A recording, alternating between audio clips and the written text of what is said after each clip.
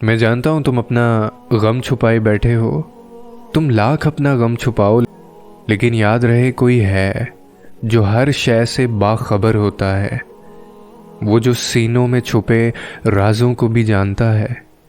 तो फिर वो तुमसे बेखबर कैसे हो सकता है? वो जो तुम्हारे दिल का मकीन है, क्या वो इस दिल की तड़प से वाकिफ नहीं होगा क्या?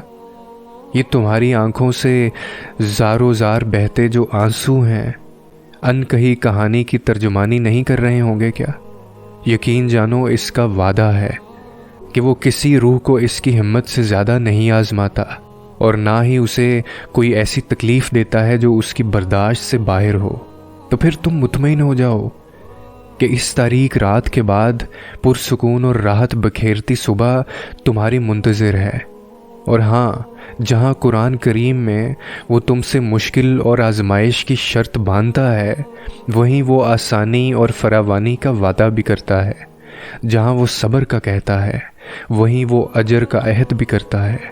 जहाँ वो सजदा रेज होने को कहता है, वहीं वो दुआ के लिए हाथ उठाने को भी अफजल करार देता है। और जब दुआ मोमिन का हथियार है, तो फिर मांगो उससे, उसके सामने दामन फैलाकर गिड़गिड़ाओ कि वो तुम्हें इन तकलीफ़ दे हालात से निकाल कर राहतें अता करे। दुआ तो इबादत की रूह होती है, तो फिर तुम इसके सामने हाजिर होकर खाली हाथ वापस कैसे जा सकते हो? वो नाराज़ होता है इस फेल से जब उसका बंदा मुश्किल में हो और उसे मदद के लिए ना पुकारे, जबकि उसने कुरान करीम में वाज़ेह इरशाद फरमा दिया है कि जब मेरे बंदे मेरे बारे में आप सल्लल्लाहु अलैहि वसल्लम से सवाल करें तो आप कह दें कि मैं बहुत ही करीब हूँ। हर पुकारने वाले की पुकार को जब भी वो मुझे पुकारेगा मैं कबूल करता हूँ।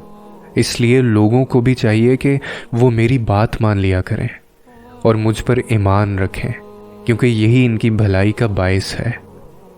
तो तुम भी उसके ऊपर ऐसा ईमान रखो और अपना गम लाख छुपाओ। लेकिन कोई है जो हर शय से बाखबर होता है, जो सीनों में छुपे राजों को भी जानता है। यकीनन तुम्हारे सीने में भी जो राज हैं, जो तकलीफ़ है, जो दुख है, वो उनसे भी खूब वाकिफ़ है। मैं अक्सर एक बात कहता हूँ कि क्या हमारे लिए ये काफ़ी नहीं है कि अल्लाह रब्बुल इज़्ज़त हमसे ये फरमाता है कि तुम दुआ करो, मैं तुम्हारी दुआ कबूल करूँगा। वो तो मेहरबान है, मेहरबानियाँ करने वाला। वो तो अता है, नामुमकिन के इस पार की चीज़ें अता करने वाला, जो तुम्हारी अकल और गुमान में भी नहीं आ सकती। वो तो कुन का मालिक है, सदियों का काम लम्हों में करने वाला। वो तो अल रहीम है, रहम करने वाला। वो तो अल गफूर है, गुनाहों की बख्शिश करने वाला। जब दिन की रोशनी आहिस्ता आहिस्ता घटने लगती है ना, और रात की तारीकी बढ़ते बढ़ते चारों जानब छा जाती है, फिर अल्लाह रब्बुल इज़्ज़त आसमान से रोशनी का ज़रिया बनाता है, और इस तारीक रात के आखिरी हिस्से के ख़त्म होते ही दोनों जहानों को अपने नूर से रोशन कर देता है। वो तो दोनों जहानों की रोशनियों का खुदा है, फिर वो तुम्हें अंधेरों में कैसे रहने दे सकता है? वही तो है जो रात को दिन और दिन को रात में दाखिल करता है।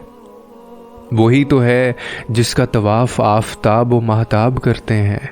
वही तो है जो एक इशारे से मुकद्दर बदल कर पस्ती से हैरत अंगेज़ बुलंदियों तक ले जाता है।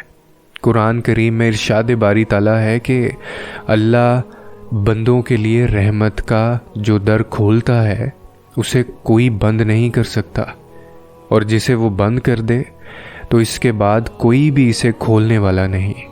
वही तो है जो मालिक कायनात है, जो बादशाह मौजूदात है।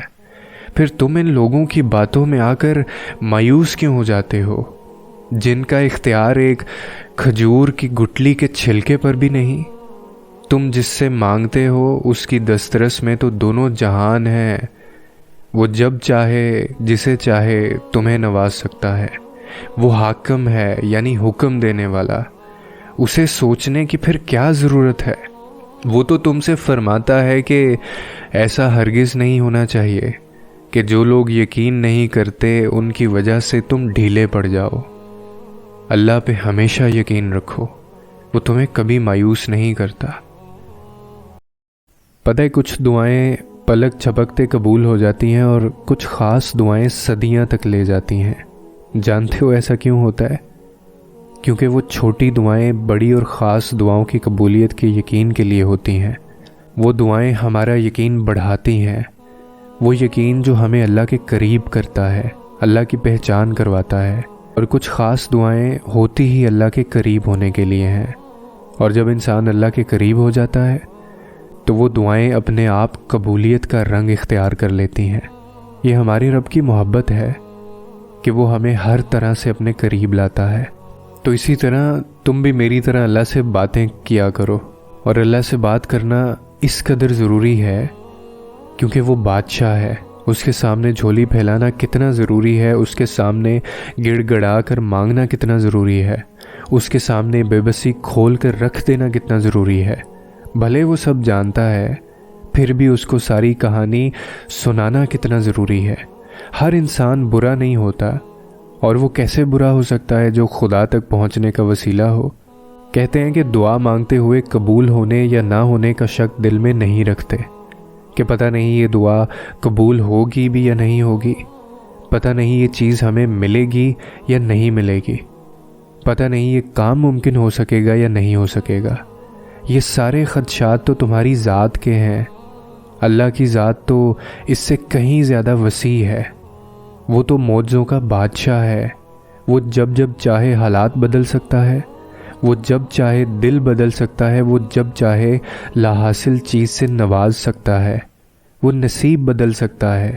اللہ وہ سب کر سکتا ہے جو تم نہیں کر سکتے۔ جس کی ذات لامحدود ہے، اس سے محدود دعائیں کیوں مانگتے ہو؟ اپنے اعمال دیکھ کر نہیں، اس کی شان دیکھ کر مانگو۔ جس نے تمہیں بنایا ہے اس سے بہتر کوئی نہیں سمجھ سکتا۔ یاد رکھو کائنات میں ایسا کوئی زخم نہیں جسے اللہ بھر نہیں سکتا۔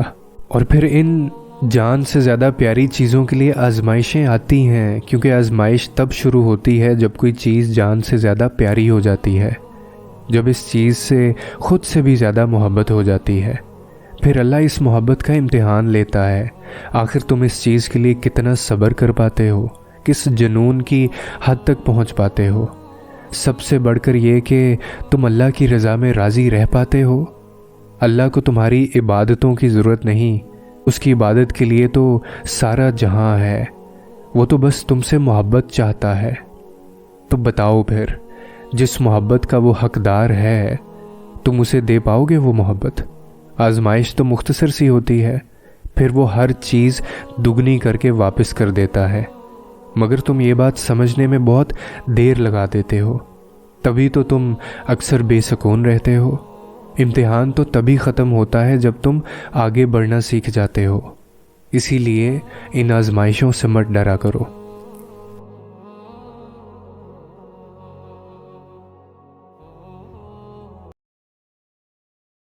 پتہ ہے قبولیت کی سب سے بڑی نشانی کیا ہوتی ہے؟ تہجد کے وقت مانگی گئی دعائیں کبھی رد نہیں ہوتی۔ تہجد تک تمہارا پہنچنا بے وجہ تو نہیں ہوتا۔ آخر کچھ تو ہے جو ممکن ہونے والا ہے۔ تمہاری دعاؤں کی قبولیت کی نشانی اس سے بڑھ کر کیا ہو سکتی ہے کہ وہ تمہیں تہجد کے وقت اپنے روبرو کھڑا کرتا ہے کہ مانگ مجھ سے میرے بندے، میں تجھے دوں گا۔ اور جس دکھ کے لیے تم تہجد پڑھتے ہو وہ دکھ تمہیں اللہ نے تھوڑی نہ دیا ہے۔ ہمیشہ یاد رکھنا، اللہ دکھ نہیں دیتا، دکھ تو ہم خود خریدتے ہیں، کبھی غلط انتخاب سے، کبھی بے جا توقعات سے، اور کبھی خیالات سے۔ اللہ تو بس آزماتا ہے، اور اپنوں کو ہی آزماتا ہے کہ میرا کون اور کتنا ہے، کون محبت کے دعوے میں سچا ہے اور کون محبت کے دعوے میں جھوٹا ہے۔